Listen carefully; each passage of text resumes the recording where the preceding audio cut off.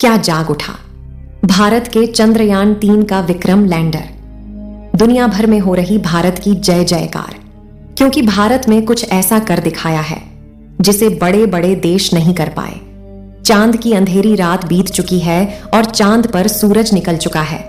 अब लोगों की मन में सवाल उठने लगा है कि क्या चंद्रयान-3 जाग चुका है, क्योंकि हमारी इसरो के वैज्ञानिकों ने 2 सितंबर के दिन प्रज्ञान रोवर को और 4 सितंबर के दिन विक्रम लैंडर को गहरी नींद में सुला दिया था।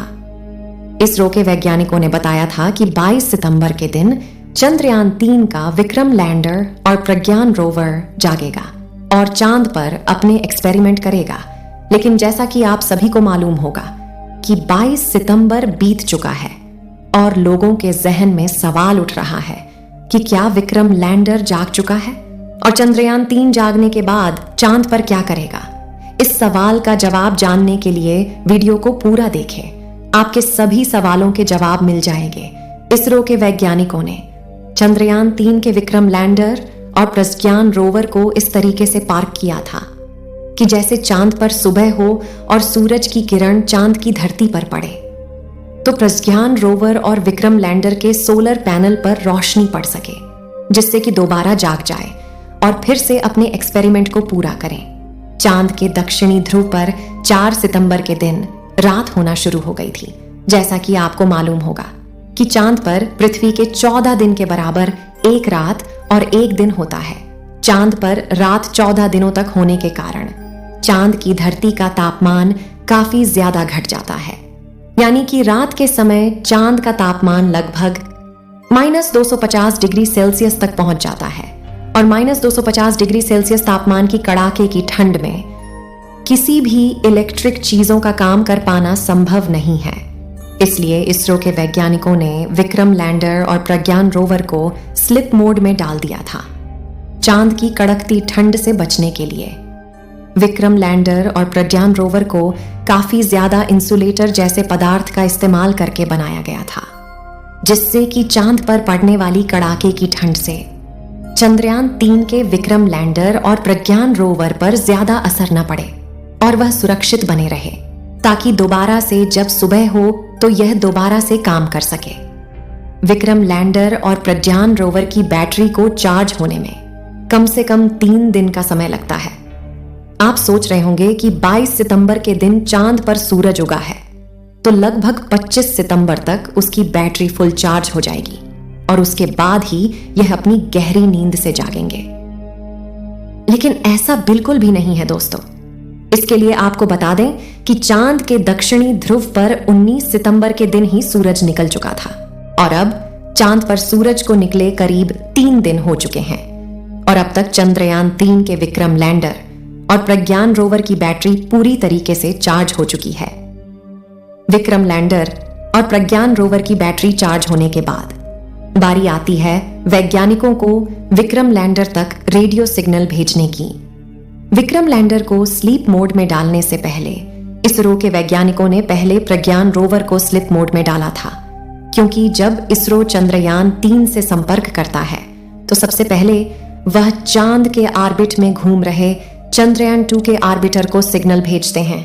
उसके बाद ऑर्बिटर धरती से सिग्नल को रिसीव करके विक्रम लैंडर के पास भेजता है।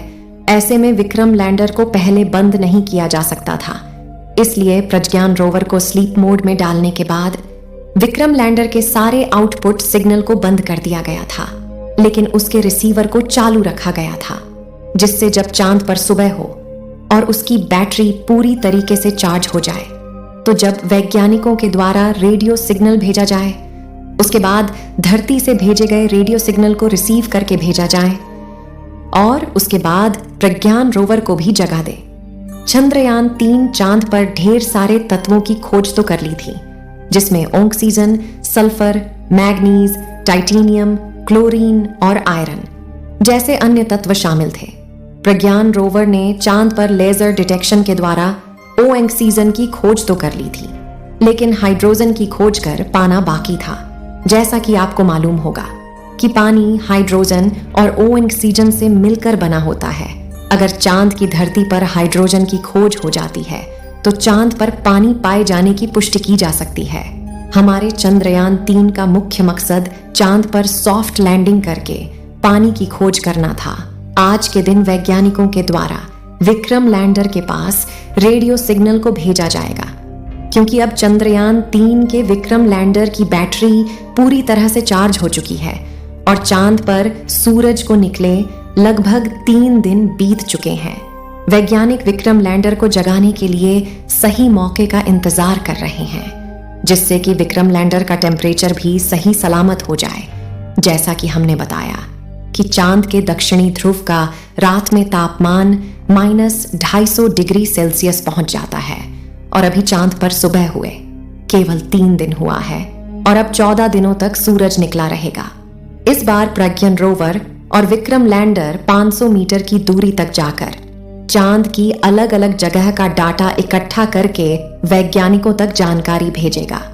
जब वैज्ञानिकों ने चंद्रयान 3 लैंडर और रोवर को स्लीप मोड में डाला था, तो उसकी जगह को चेंज करके एक समतल जगह पर किया गया था, जिससे कि सूरज की रोशनी उनके सोलर पैनल पर पूरी तरीके से पड़ सके। विक्रम लैंडर में 3 सोलर पैनल लगाए गए हैं, जिससे कि अगर सूरज की रोशनी का एंगल तिरछा भी रहता है तो किसी भी एंगल से किसी ना किसी सोलर पैनल पर उसकी रोशनी पड़ती रहेगी और वह चार्ज होता रहेगा। लेकिन प्रज्ञान रोवर में केवल एक ही सोलर पैनल का इस्तेमाल किया गया है, जिससे उसकी दिशा को सही रखना काफी ज्यादा जरूरी होता है। जब प्रज्ञान रोवर एक्सपेरिमेंट करता है तो इसका विशेष ध्यान रखा जाता है कि जिस एंगल से सूरज की रोशनी आ रही हो, प्रज्ञान रोवर का सोलर पैनल उसी एंगल में सूरज की दिशा में रहे, जिससे कि लगातार उसकी बैटरी चार्ज होती रहे। जबकि विक्रम लैंडर में इसका ध्यान नहीं रखना होता है, क्योंकि विक्रम लैंडर को एक स्थान पर खड़े रहकर चांद की धरती का तापमान और प्लाज्मा रेडिएशन जैसे डाटा इकट्ठा करना होता है। अब आप सोच रहे होंगे कि जब उनकी बैटरी पूरी तरह से चार्ज हो चुकी है तो उन्हें अब जाग जाना चाहिए, लेकिन अभी तक वह चंद्रयान 3 क्यों नहीं जागा है? इसके लिए आपको बता दें कि 22 सितंबर के दिन चंद्रयान 3 को जगाने के लिए वैज्ञानिकों के द्वारा कमान दी गई थी, लेकिन अभी तक कोई भी सिग्नल नहीं भेजा गया है। इसलिए अभी भी चंद्रयान 3 का विक्रम सो रहा है। भारत के सभी लोगों में डर का माहौल है कि चंद्रयान 3 आज के दिन जागेगा या फिर नहीं, क्योंकि इसरो के वैज्ञानिकों के द्वारा चंद्रयान 3 से संबंधित कोई भी जानकारी नहीं दी जाती है।